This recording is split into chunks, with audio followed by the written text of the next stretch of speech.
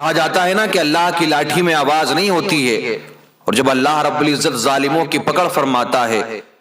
تو ان پر عذاب نازل کرتا ہے، وہ دنیا میں بھی سزا پاتے ہیں اور آخرت میں تو انہیں سزا ملنا ہی ہے۔ جیسا کہ قرآن کی آیت ہمیں بتاتی ہے اِنَّ بَطْشَ رَبِّكَ لَشَدِيدٌ، کہ بے شک تیرے رب کی پکڑ بہت سخت ہے۔ جب وہ ظالموں کو پکڑتا ہے تو ساری دنیا بھی اگر چھڑانے میں لگ جائے نا تو میرے عزیز کوئی چھڑا نہیں سکتا ہے۔ اب آپ دیکھتے ہیں نا، یہ آئے دن ظلم کرنے والے، غریبوں کو ستانے والے،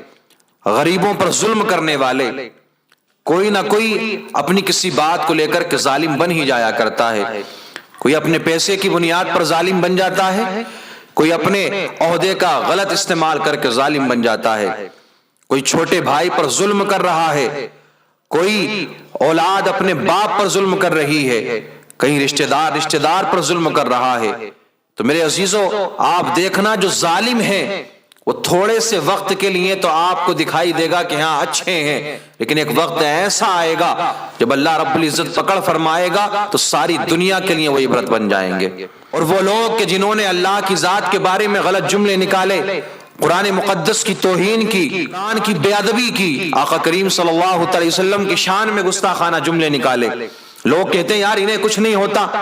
ان کے ساتھ میں کوئی معاملہ نہیں ہوتا، اللہ رب العزت ان کو سزا نہیں دیتا۔ لیکن یاد رکھنا میرے عزیز، وہ رب کریم ہے، اپنے بندوں سے 70 ماؤں سے زیادہ پیار کرتا ہے۔ اور کسی نے کہا ہے کہ 70 ماؤں کی کیا قید ہے، دنیا کی مائیں مل کر اپنے بچوں سے اتنا پیار نہیں کر سکتی کہ جتنا اللہ رب العزت اپنے بندوں سے پیار فرماتا ہے۔ رب نہیں چاہتا کہ اس کا کوئی بندہ جہنم میں جائے، جہنمی بنے، جہنم کے عذاب میں وہ مبتلا ہو، لیکن انسان اپنے اعمال کی بنیاد پر جہنم میں جائے گا۔ اللہ مہلت دے دیتا ہے کہ تو نے گستاخی کی ہے، چل ٹھیک ہے، قرآن کی تو نے بے ادبی کی، چل ٹھیک ہے، اللہ کے حبیب صلی اللہ تعالی علیہ وسلم کی شان میں گستاخی کی، چل تجھے مہلت ملتی ہے کہ اب بھی باز آ جا،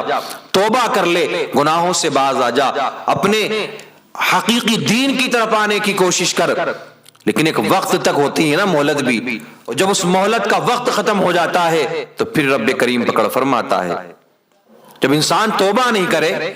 اپنی بات پر اٹل رہے، اب آپ دیکھیں آئے دن گستاخی ہوتی ہے کہ حبیب صلی اللہ علیہ وسلم کی شان میں گستاخی کر رہا ہے، معاذ اللہ رب العالمین۔ نبی کو کیا نہیں کہا گیا، ڈاکو بتایا گیا، میرے آقا کریم صلی اللہ علیہ وسلم کو عیاش بتایا گیا، معاذ اللہ رب العالمین، لیکن وہ لوگ یوں ہی گھوم رہے ہیں۔ لیکن یہ گھومتے نہیں رہیں گے، ایک وقت تک مہلت ہے، ایک دن آئے گا کہ ساری دنیا ان پر عذاب نازل ہوتا ہوا دیکھے گی۔ ایک کتیا تھی نا تسلیمہ نسرین کے نام سے، کتنا بھونکتی تھی، اب سے چند سال پہلے جو اس کے منہ میں آتا تھا کہنے کی کوشش کرتی تھی اسلام کے بارے میں، اسلام کو اپاہج بتاتی تھی، رب کریم کی ذات کے بارے میں غلط جملے نکالتی تھی، لیکن اس وقت ساری دنیا دیکھ رہی ہے کہ وہ خود اپاہج بن چکی ہے۔ ساری کوششیں کر لی علاج کرانے کی، رپورٹ نارمل ہے، لیکن ڈاکٹر بھی حیران ہے کہ آخر معاملہ کیا ہے۔ آدھا دھڑ خراب ہو چکا ہے، آدھا جسم بیکار ہو چکا ہے، ساری میڈیسن، ساری رپورٹ، ساری جانچ کرا لی، لیکن میرے عزیزو کچھ بھی نہیں ہو رہا ہے۔ تو یہی بات ہے نا کہ دنیا کی ساری طاقت بھی اگر تمہیں پھر بچانے پہ آ جائے نا تو آپ کو کوئی نہیں بچا سکتا ہے جب میرا رب پکڑ فرماتا ہے۔ اب خود اپاہج بن چکی ہے، خود محتاج ہو چکی ہے، تو یہ اللہ کی پکڑ ہے کہ نہ دوائی کام میں آ رہی، نہ کوئی میڈیسن کام میں، نہ کسی جانچ سے کوئی فائدہ ہے۔ تو جو ظالم ہیں، جو ظلم کرنے والے ہیں، وہ کسی بھی طریقے سے کسی پر ظلم کرتے ہیں، وہ یاد رکھیں ان کا عذاب آئے گا تو نہ تمہیں دولت تمہاری بچا پائے گی،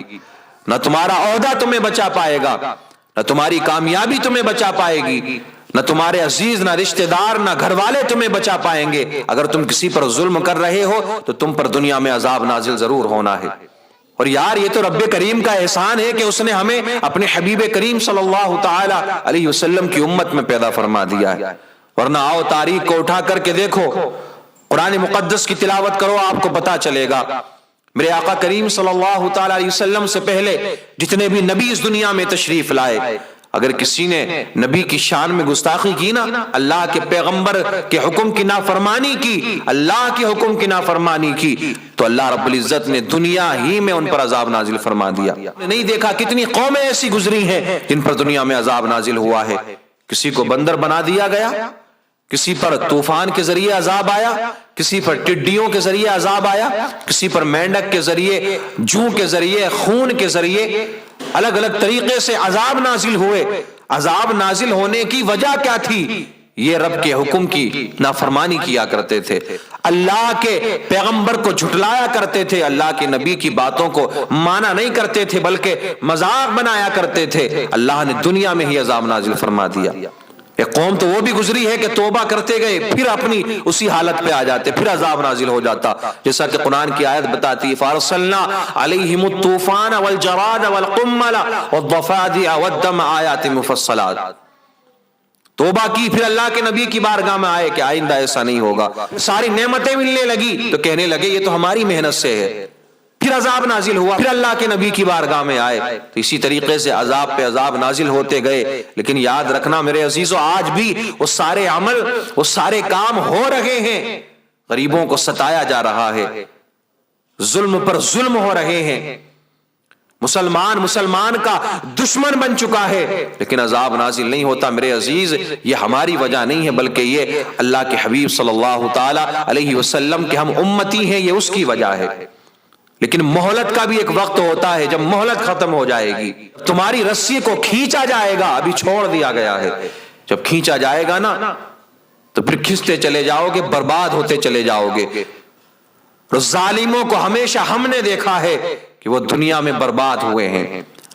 کسی نہ کسی طرح سے ان پر عذاب نازل ہوا ہے، وہ کسی نہ کسی عذاب میں ضرور مبتلا ہوئے ہیں۔ تو یہ نہ سوچیں کہ یہ گستاخیاں کرنے والے، یہ ظلم کرنے والے یہ تو سکون سے رہ رہے ہیں، یہ سکون سے نہیں رہ رہے ہیں، اللہ نے ان کو مہلت دے رکھی ہے، اللہ نے ان کو چھوٹ دے رکھی ہے کہ چل کب تک کرنا ہے، ستا لے کتنا ستانا ہے، گستاخی کر لے جتنی تجھے گستاخی کرنا ہے، لیکن ایک وقت ایسا آئے گا آپ اپنی نگاہوں سے دیکھو گے کہ یہ لوگ برباد ہوتے ہوئے نظر آئیں گے۔